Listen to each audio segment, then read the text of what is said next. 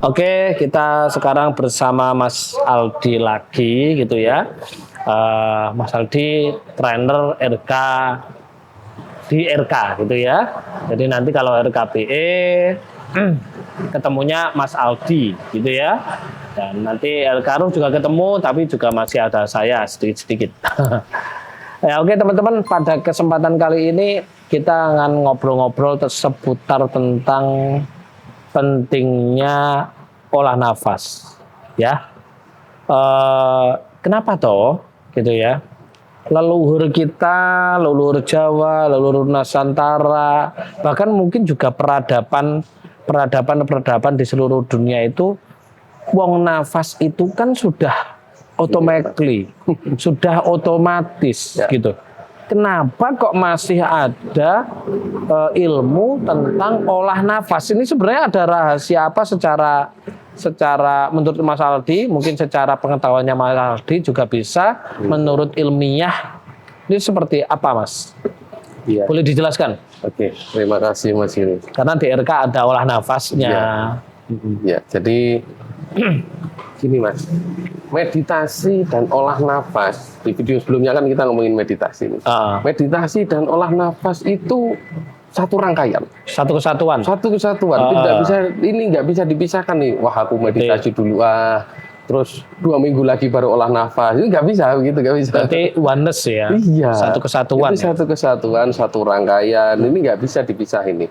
Namanya meditasi tetap harus olah nafas juga. Ada plus, ada minus dan yang lain-lain. Gini Mas, ternyata ini sebelum masuk ke penjelasan meditasi ya, kita berbicara dulu tentang istilah-istilah yang keren di era sekarang ya, tentang energi, frekuensi, vibrasi gitu. Oke. Ya, itu sudah banyak sekali yang membahas lah Mas tentang energi. Itu ada vibrasi, itu bergetar ya, energi selalu bergetar, dan getaran selalu ada frekuensinya. Frekuensi artinya jumlah getaran dalam setiap detik. Dan frekuensi selalu membawa informasi. Gitu. Ternyata yang kita pancarkan selama ini itu membawa informasi ke semesta, terpancar informasinya ke semesta. Nah, selama ini Mas, yang kita pancarkan ke semesta ini apa nih? Gitu. Selama ini yang dipancarkan manusia biasanya tentang takut, cemas, khawatir, dan kekurangan. Kekhawatiran tuh, itu banyak sekali yang dipancarkan ke semesta. Maka hidupnya ya seperti itu, gitu loh. Maka Tuhan tidak akan merubah nasib suatu kaum kalau kaum itu belum merubah apa yang ada dalam jiwanya. Maka untuk merubah nasib kita, merubah keadaan kita, itu ternyata hanya merubah apa yang ada dalam diri kita, yaitu energi kita, getaran kita, frekuensi kita, informasi yang kita pancarkan ke semesta. Gitu. Ya, jadi yang dialami manusia saat ini nih, yang teman-teman melihat video ini, nasibnya itu seperti apa? Itu tergantung apa yang dirasakan kemarin, yang dipancarkan kemarin.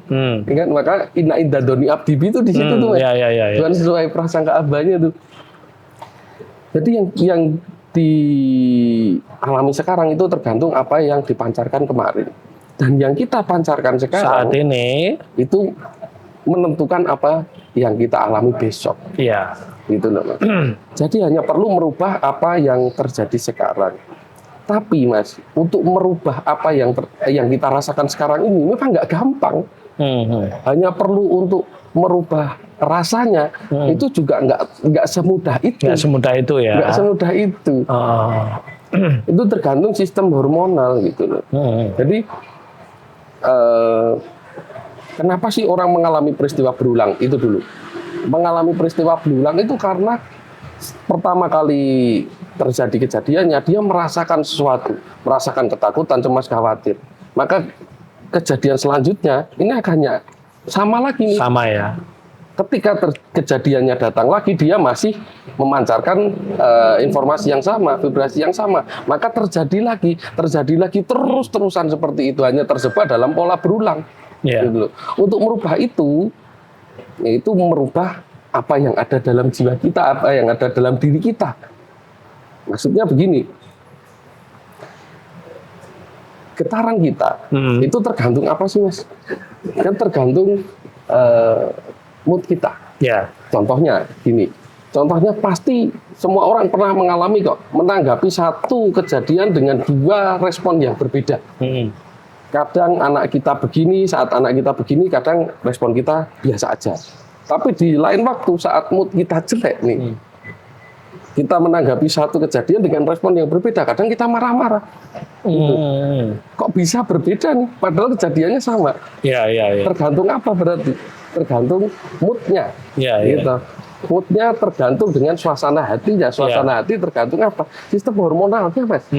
Tergantung sistem hormonalnya. Mohon maaf sebelumnya ya, ini contoh yang lain lagi nih. Misalnya orang yang sudah berumah tangga nih ya Mas. Orang yang sudah berumah tangga, malamnya mungkin sudah berhubungan suami istri. Paginya pasangan kita tuh melakukan sesuatu yang kita anggap sebagai kesalahan lah. Misalnya mecahin perabot rumah tangga atau apa. Itu kita jadi biasa aja, udah nggak apa-apa gitu. Udah nggak apa-apa, bersihin aja. Tapi kalau lama nggak hubungan suami istri tuh, moodnya jadi jelek gitu loh. Moodnya jelek. Kalau pasangan kita melakukan kesalahan sedikit saja yang sebenarnya itu bukan kesalahan, itu kita jadi marah-marah gitu loh Mas. Itu kita jadi gampang tersulut emosi.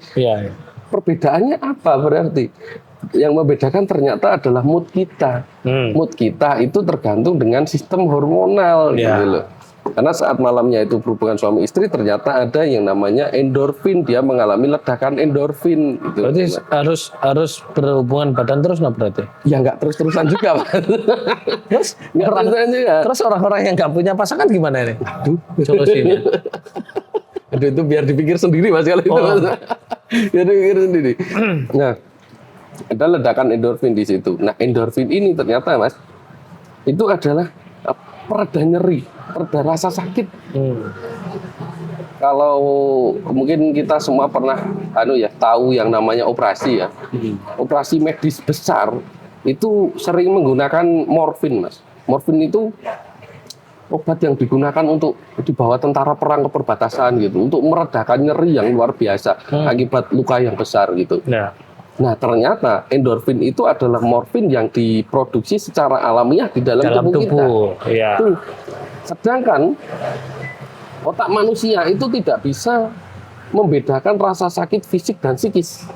Gitu. Rasa sakit di tangan, di kaki, dan rasa ketersinggungan itu otak ini reseptornya membacanya sama. Gitu. Membacanya sama. Nah, kita itu butuh yang namanya endorfin untuk meredakan itu. Makanya orang yang banyak endorfinnya itu nggak tersinggung Mas, nggak gampang tersinggung, digosipin tetangga gimana itu biasa aja gitu loh Mas. Berarti aku banyak endorfinnya. Banyak digosipin berarti Mas. Wah, disesat-sesatkan dikatakan. Nah, itu malah aku menikmati. Malah menikmati. Makanya sekarang kaya ya Mas. Sangat.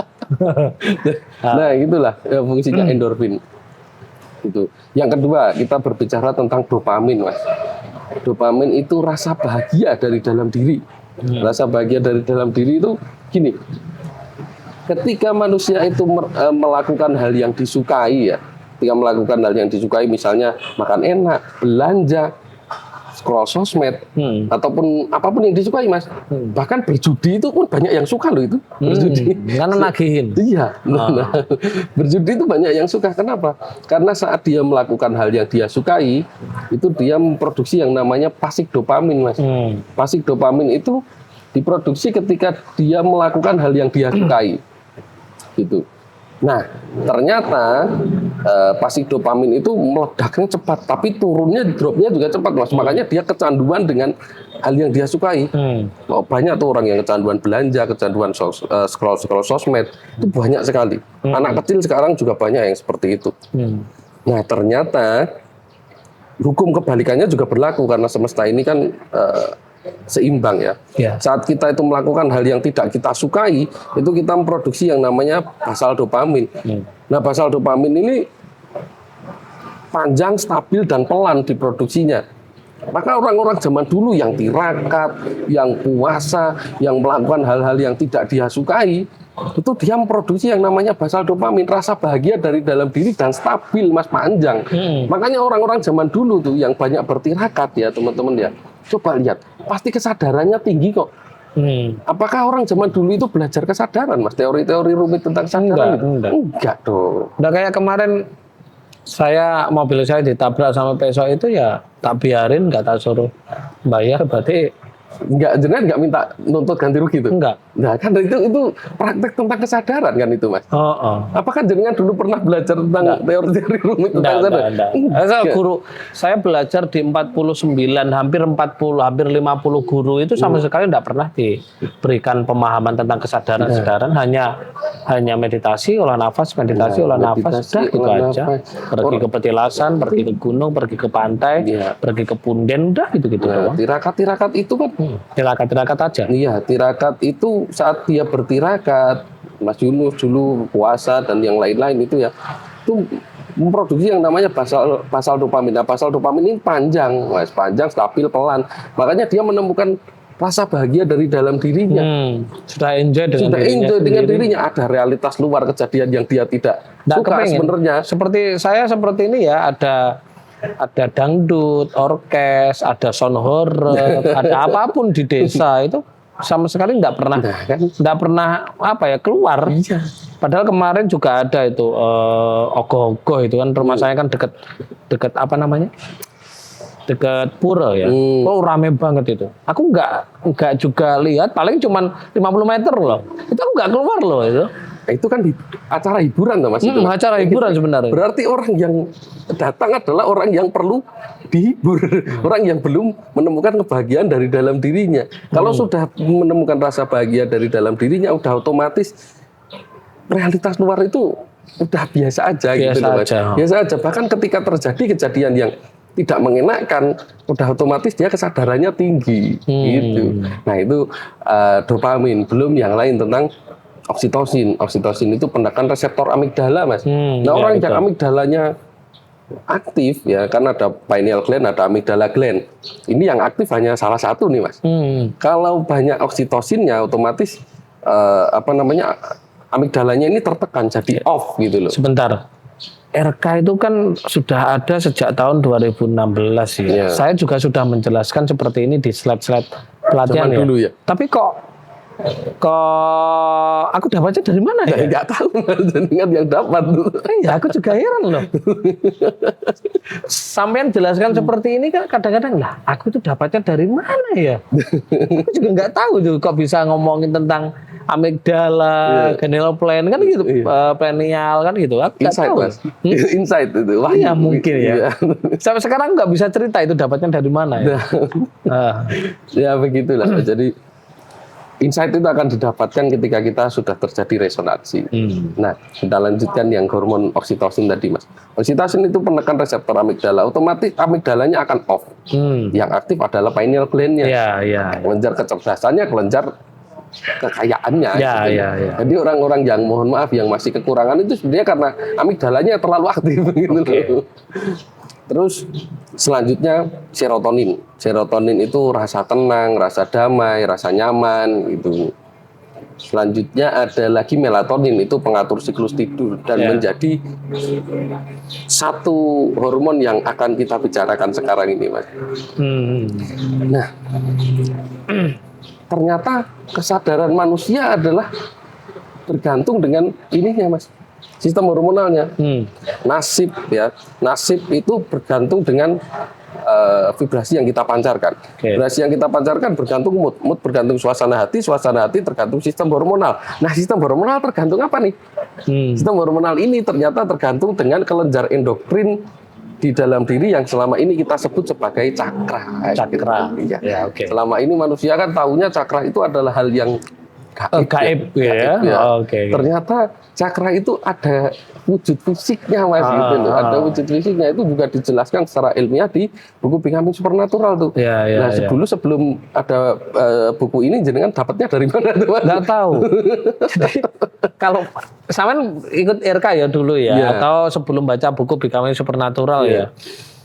Otomatis kan sudah tahu bahwa semua yang ada di buku Becoming Supernatural itu ternyata ada di RK. Iya kan? Dan aku beli buku Becoming Supernatural itu baru tahun 2024. Nah, sebelumnya tahunya dari akhir 2024. Padahal aku punya ilmu RK itu diberikan intuisi Wisik Wahyu itu tahun 2016. Dan untuk diberikan kepada orang-orang, disampaikan kepada orang-orang kan gitu. Iya. Aku nggak tahu dapatnya dari mana. Tiba-tiba ada aja di otak saya ini tiba-tiba ada gitu. Nggak ngerti aku. Ya ini akan kita jelaskan sampai ke situ, Mas. Sampai mana tadi? Oh, sampai hormon ya, sampai cakra. Iya, iya. Nah, ternyata sistem hormonal kita itu bergantung dengan cakra. Cakra inilah, kelenjar endokrin inilah yang memproduksi hormon-hormon kebahagiaan yang kita butuhkan. Iya. Gitu. Nah, gini Mas, apa hubungannya dengan olah nafas? Nah, ternyata Mas, saat kita meditasi, reseptor mata kita itu kan tidak menerima spektrum cahaya dari luar, ya, betul, dengan betul. menutup mata dan yang lain-lain ya. Itu saat reseptor tidak menerima spektrum cahaya dari luar, ternyata otak memproduksi yang namanya melatonin. Melatonin. Gitu. Melatonin ini ternyata mengalir melalui sistem saraf tulang belakang sampai ke tulang ekor. Gitu. Nah, nanti dikasih ilustrasinya. Ya, nanti ada ilustrasinya. Di tulang ekor ini dimasak selama 35 hari, Mas. Gitu. Nah, makanya orang-orang zaman dulu tuh banyak yang ini meditasi apa namanya, Mas? Yang dikubur itu. Yang dikubur. Pati geni. Agar reseptor matanya tidak menerima spektrum cahaya dari luar tuh untuk mengalami ledakan melatonin dalam otaknya gitu. Itu kalau aku dulu itu pas tirakat melek itu. Aku tirakat melek itu hari kedua sudah nggak bisa kena cahaya. Akhirnya kena cahaya. Akhirnya aku masuk ke kamar, tutup selam peteng dedet ditutup semuanya, gitu ya. Akhirnya nggak ada cahaya sama sekali. Justru di situ mataku bisa melek. Nah, karena gelap gulita. Ya. Bahkan lebih enak itu kalau memejamkan mata. Ya. Ya, itu. Nah di situ lah Mas, saat matanya itu tidak menerima spektrum cahaya dari luar, otaknya itu memproduksi melatonin. Makanya orang zaman dulu banyak tuh yang puasa pati geni sampai dikubur, dimasukkan ke dalam tong, masuk ke dalam kamar ditutup semuanya itu agar otaknya tuh memproduksi melatonin gitu loh Mas. Itulah sebabnya mungkin lebih ke meditasi lama ya. Iya, meditasi harus lama harus ya. lama karena memproduksi melatonin itu tadi. Iya, berarti meditasi itu memang harus lama teman-teman yang kemarin melihat video kita yang tentang meditasi. Ternyata meditasi itu memang harus lama. Makanya kenapa kayak Nabi Muhammad itu di gua Hira ya. Di gua kan gelap ya. Di gua terus juga seperti siapa namanya? Nabi Isa. Terus Nabi Musa di Gunung Turusina kan semuanya kan gelap. Iya. Nah itu Mas. Saat melatonin itu turun sampai ke tulang ekor, di situ itu dimasak selama 35 hari. Nah, makanya leluhur kita juga sering ini Mas, mengajarkan puasa apit weton gitu. Untuk meniti ke dalam diri sebenarnya. Karena ketika melatonin ini turun dan dimasak selama 35 hari itu menjadi cairan cerebrospinal fluid gitu bahasa. Ternyata itu juga sudah tak ajarkan loh puasa apit weton ke teman-teman RK. Nah, itu Mas. Dapatnya dari mana gitu? Tahu tuh.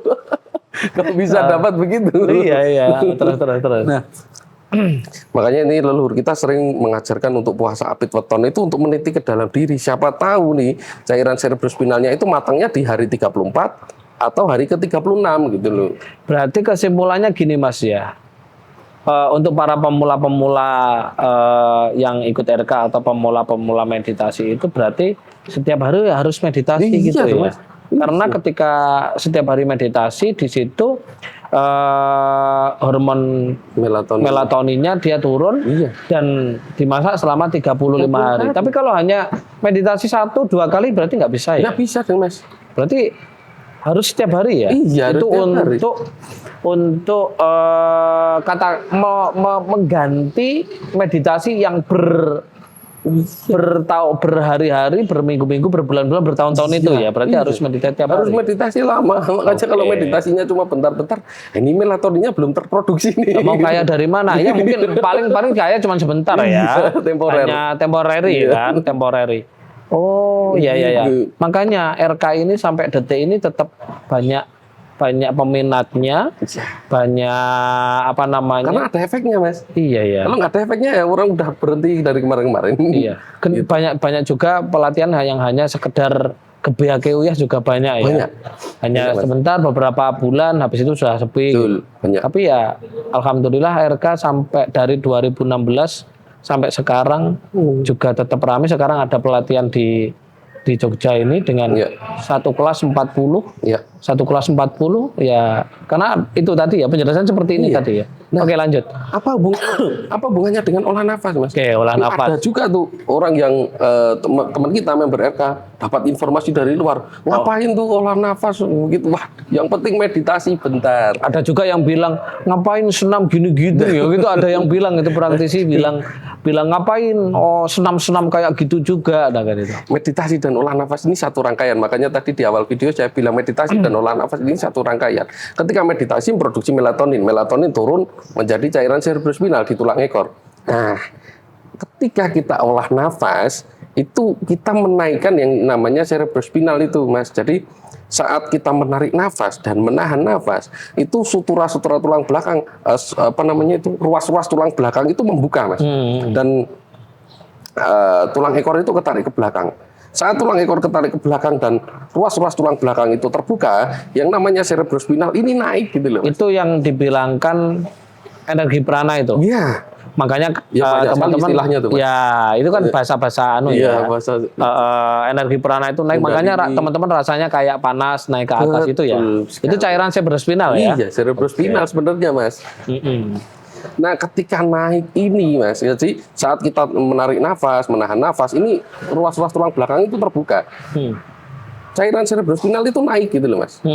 Nah, saat naik inilah kalau kita nggak pernah olah nafas, ya ini sebelum naik cerebrospinalnya belum sempat naik, ruas-ruas tulang belakangnya keburu ketutup lagi, tidak sempat untuk naik.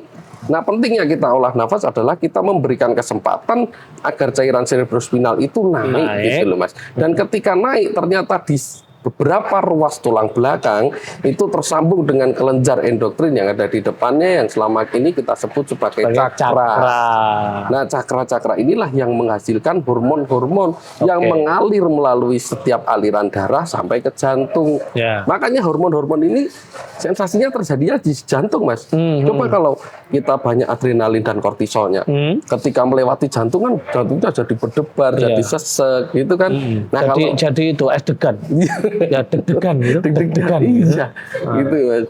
Nah, hormon ini saat terproduksi dan melewati jantung, rasa bahagia, rasa tenang itu jadi sensasinya jadi muncul gitu loh. Saat tubuhnya itu banyak dengan hormon-hormon kebahagiaan, sudah otomatis moodnya bagus. Saat terjadi kejadian yang tidak mengenakan, kita responnya sudah berbeda, otomatis kejadiannya akan terputus gitu ya, ganti kejadian yang lain dan dia tidak terjebak dalam pola berulang gitu. Nah, pentingnya kita olah nafas itu di situ. Makanya orang yang tidak pernah olah nafas pasti terjebak dalam pola berulang, hal yang tidak mengenakan, berarti hal yang tidak menyenangkan. Kalau tidak pernah olah nafas itu pasti pola berulang ya. Iya. Tapi kalau ada metode, maaf ya, ada metode-metode supaya tidak terjebak pada looping dan lain, tapi tidak melakukan olah nafas, gimana itu? Ya itu mustahil tadi, ya. Nah, itu tadi makanya saya menurut ilmiah kayaknya mustahil dah. Makanya tadi saya bilang nggak mungkin, Mas, untuk langsung merubah mood, langsung berubah. Ini mood kita ini tergantung sistem hormonal. Nah, makanya itu kan nggak mungkin tanpa meditasi lama-lama gini-gini sugih kan gitu. Kayaknya nggak mungkin, semua butuh by proses. Iya, butuh meditasi dan olah nafas. Ada tebusan yang harus dibayar meditasi dan olah nafas. Gitu. Maka olah nafas ini kan satu hal yang memang tidak menyenangkan ya, Mas. Maka saat tadi kita itu melakukan hal yang tidak menyenangkan, kita sebut itu sebagai tirakat, kan di RK ini juga dalam wujud tirakat ya, Mas. Iya, wujud tirakat. Nah, kita memproduksi yang namanya basal dopamin, kita menemukan rasa bahagia dari dalam diri. Ya, betul. Udah otomatis orang yang melakukan RK pasti bahagia. Gitu. Maka memang harus dipaksa melakukan ini gitu. Ya. Sebenarnya sudah diajarkan di leluhur-leluhur Jawa kita itu. Di cakra kan ada bahasanya ya Jawa ya. Ada Mandolo Kasongko, Mandolo Sepo, Mandolo Rojo, terus Mandolo Wening, Mandolo Wangi, Mandolo Agung, Mandolo Hyang. Jadi cuman karena ilmu leluhur ini terputus, Ya. dan diteliti oleh orang Barat, ya harusnya kita kembali lagi. Masa kita sebagai pemilik ilmu nggak mau melakukan kan gitu? Itu salahnya orang-orang Nusantara tuh di situ. Mas. Ya, jadi teman-teman ketika sama sekali tidak pernah yang namanya olah nafas, cairan cerebrospinal itu terjebak di 3 mandolo tadi Iya, ya, Mas. mandolo kasongko, mandolo sebo sama mandolo rojo. Ini pasti hidupnya ruwet ini. Iya Mas, betul. Di buku Becoming Supernatural juga dijelaskan tuh Mas. Ini 3 cakra bawah ini apa namanya? Ini materi. Materi ya. Materi. Tapi ketika cerebrospinalnya itu tidak sampai ke mandolo titik, ya mandolo wening, titik yang tersambung dengan kelenjar timus, ini tidak akan berfungsi gitu loh. Kenapa? Karena cerebrospinalnya hanya naik turun di 3 cakra bawah saja. Berarti mereka termasuk mayat hidup dong. Iya. Jadi orang yang tidak pernah melakukan olah nafas itu mayat hidup. Iya. Hidupnya ya hanya gitu. Makanya ke cakra jantung ini disebut mandolo wening. Wening itu kalau di dalam bahasa Jawa kan hening ya. Hening itu berarti kosong. Iya. Kosong, sedangkan kalau di ilmu Islam disebut dengan Baitullah di sini. Betul. Ketika Baitullah namanya rumah itu kan suatu ruang kan, berarti kan harus kosong. Iya. Kalau rumahnya penuh Mas. Nah itu. Nah, pentingnya yang namanya olah nafas. Mas. Kalau kita nggak pernah olah nafas, ini cerebrospinalnya hanya sampai ke titik yang terhubung dengan 3 cakra bawah saja. Dan paling bahaya itu ketika orang yang tidak pernah melakukan yang namanya olah nafas. Tentunya olah nafas harus ada gurunya Mas ya. Iya pasti dong. Harus benar ya. Pasti. Orang yang tidak pernah melakukan olah nafas itu kan pasti ada siklus tidur juga. Iya. Siklus tidur yang tidak pernah kena spektrum cahaya, akhirnya itu dia turun, terus tapi nggak pernah olah nafas, akhirnya hanya di bawah energi terjebak di 3 cakra bawah. Yang muter cakra bawah, dan itu masalah itu. Iya Mas, karena cakra bawah terlalu dominan. Memang ini terhubung dengan materi Mas, tapi ketika ini terlalu dominan, justru materinya ini hilang juga. Nah, gitu. Iya. Gitu. Itu ada penjelasan ilmiahnya ada. Iya. Gitu. Getaran-getaran di setiap cakra itu ada Mas. Gitu. Kalau hanya sampai ke 3 cakra bawah saja, ini pasti bermasalah 3 ini. Tentang finansial, tentang pasangan atau relasi, dan tentang egonya sendiri. Nah gitu. Ini kalau di dalam Islam itu ya teman-teman ya, untuk mencapai tingkatan yang paling tinggi, Sidratul Muntaha gitu ya, itu harus melewati yang namanya langit Sabtuju gitu ya. Nah, ternyata langit Sabtuju itu bukan langit bertumpuk 7 itu enggak, nyatanya di kita belajar lihat sosmed itu tentang luar angkasa enggak ada tuh langit Sabtuju, adanya ya galaksi. Galaksi A, galaksi B, galaksi C. Ternyata yang dimaksud langit Sabtuju itu ternyata ini ya. Iya. Apa namanya cakra ini ya, atau mandolo ini. Iya. Karena gini Mas. Saat cerebrospinal itu dinaikkan melewati 7 titik pusat energi yang kita sebut sebagai cakra ini, jadi cerebrospinal itu wujudnya protein Mas. Protein ketika naik melewati sistem saraf tulang belakang ketemu dengan air dan garam, itu dia mengalami elektrifikasi, piezoelektrik bahasa itunya. Elektrifikasi akibat tekanan dan dorongan. Saat kita olah nafas itu kan kita menekan dan mendorong itu cerebrospinal itu loh. Nah, cerebrospinal itu ketika mengalami piezoelektrik, dia muncul yang namanya zat DMT Mas. Nah, DMT neo DMT. Iya, neo DMT. Bahasa saya neo DMT. Neo DMT. Kayak bahasa Inggris. Neo DMT ini ketika naik dan meledak di dalam otak, memang dia beberapa saat dia mengalami delusi.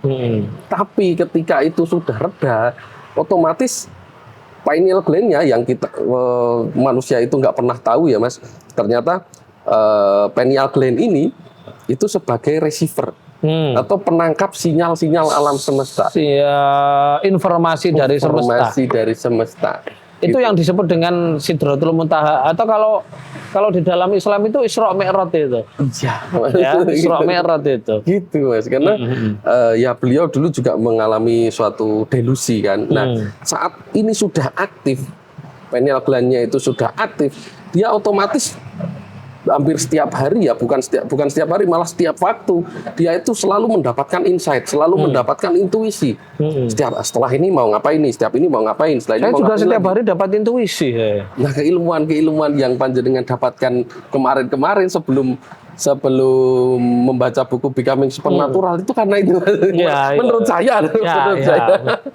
dan saya juga menurut dengan ada referensinya nih buku Becoming Supernatural gitu loh. Makanya kan buku Becoming Supernatural kan saya wajibkan buat teman-teman untuk membaca. Gitu. Cuman ini saya lagi membuat buku ya teman-teman untuk membahasakan memudahkan bahasa, menyederhanakan tapi versi Nusantara.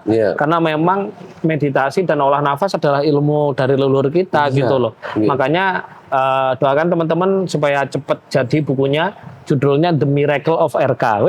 Judulnya The Miracle of RK tapi isinya Nusantara kan gitu.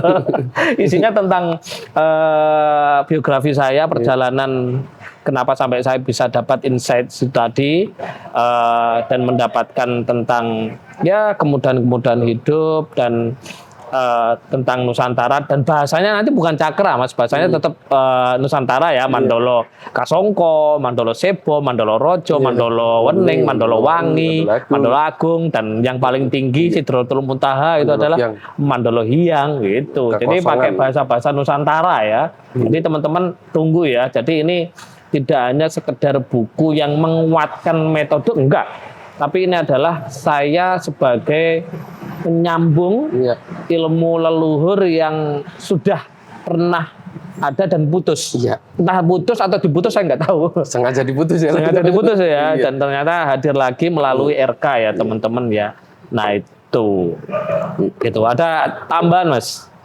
Udah mas ya, yang penting mungkin kita tambahnya lebih dalam ya pelatihan ya. Iya mas, pelatihan dong ya, kita pesan aja untuk yang belum ber-RK ya kita gabung di sini karena memang semua metode meditasi dan olah nafas itu memang butuh ada gurunya karena biar nggak salah mas. Dan tentunya di RK juga tidak habis pelatihan juga tidak putus gitu aja, kita tetap silaturahim selamanya. Buktinya di RK ada DPD-nya ya kan, dan kebetulan Mas Aldi ini DPD RK Yogyakarta ya. Dan selalu sambung. Kita setiap ada momen-momen tentang budaya Nusantara tetap kita jalankan. Kemarin seperti ada apa namanya satu suro ya. Mohon maaf, kita satu suro itu bukan untuk klinik, bukan klinik satu dan juga bukan untuk memperingati itu enggak, tapi memang dari kata suro saja gitu ya. Suro itu apa mananya? Tahu nggak mas? Suro itu adalah kemuliaan sebenarnya. Makanya kenapa orang-orang setiap satu suro itu disuruh ada yang tirakat, puasa, melek karena untuk menangkap energi-energi kemuliaan sebenarnya. Energi-energi kemuliaan dari kosmos, dari makrokosmos yang kebetulan satu suro itu berjajar berbagai bintang yang astronominya dan itu mengeluarkan energi sebenarnya. Ya, tapi ada beberapa orang yang menganggap satu suro itu adalah hari yang sial mas, padahal enggak. Enggak. Padahal itu kita sedang mengalami lonjakan energi. Kadang memang sulit dikendalikan.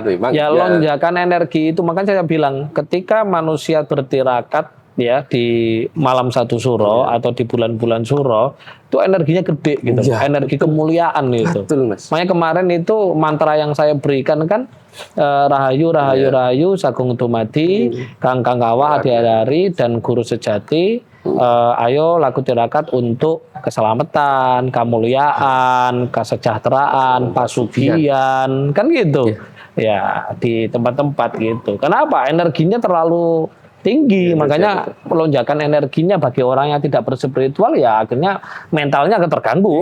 Kalau mentalnya terganggu, wah parah nanti. Kan pasti karena lonjakan energi, terus dia gerusah-gerusu mengambil keputusan jadi salah, nah kadang kepleset dan yang lain-lain, nah itu dianggap jadi bulan yang sial, padahal enggak. Ya itu kan karena leluhur kita belum bisa menjelaskan secara ilmiah, akhirnya dianggap satu suro itu adalah sakral ya. Memang sakral. Sakralnya karena energinya tinggi, melebihi gitu loh. Gitu. Makanya disebut dengan suro. Ya, suro kan gitu. Oke, teman-teman, itu yang bisa kami sampaikan tentang pentingnya yang namanya olah nafas. Itulah kenapa leluhur kita ya, khususnya Nusantara, umumnya peradaban-peradaban dunia itu semuanya mengajarkan yang namanya olah nafas. kalau teman-teman tidak pernah melakukan olah nafas, 1 hari tidak melakukan olah nafas, berarti menciptakan satu masalah, bahkan lebih bisa bermasalah. Makanya dikatakan seperti mayat hidup. Oke teman-teman, jika ada salah dari kami mohon dimaafkan, dan jangan lupa kalau video kita ini benar-benar sangat bermanfaat, jangan lupa share ya, dan juga lupa komen. Dan kalau tidak sepakat mohon maaf, tidak perlu saling menjelekan, mengganggu.